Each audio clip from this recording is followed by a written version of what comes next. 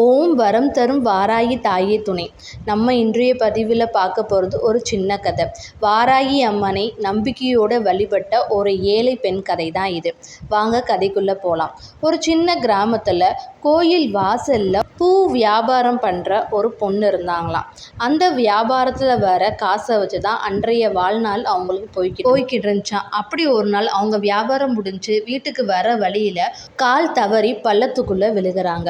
அந்த பள்ளத்துக்குள்ளே இருந்து அவங்க எந்திரிக்கிறப்ப பன்றியை பார்க்குறாங்க. அந்த பன்றி அந்த சின்ன பொண்ணை பார்த்து என்ன பின்தொடர்ந்து வா அப்படின்னு சொல்லிட்டு கோயிலை நோக்கி போகுது. அந்த பன்றியை பின்தொடர்ந்து அவங்க போகிறப்ப அங்கே வாராகி அம்மனை தரிசிக்கிறாங்க. அவள் எப்பயுமே பூ வியாபாரம் பண்ணுறப்ப அந்த பூவை விற்கிறப்ப மன நிறைவோட வாராகியே நமக அப்படின்னு சொல்லுதான் வியாபாரமே பண்ணுவாளாம். அப்படி தினம் பண்ணிக்கிட்டு இருக்கனால என்றைக்குனாச்சும் நம்ம வாராகியின் ஆசீர்வாதத்தை பரிபூர்வமாக பெறுவோம்னு சொல்லி ஒரு நம்பிக்கையோட அவள் வியாபாரம் பண்ணிக்கிட்டு இருக்கா. அன்றைய நாளிலிருந்து அவளுக்கு வாழ்க்கையில் நல்ல முன்னேற்றத்தை காண்றா. உங்களில் எத்தனை பேர் வாராகி பக்தர்கள்னு சொல்லிட்டு கமெண்ட் பண்ணுங்கள். வாராகி பக்தராக இருந்தால் வாராகியை வழிபடுறப்ப முழு நம்பிக்கையோட வழிபடுங்க.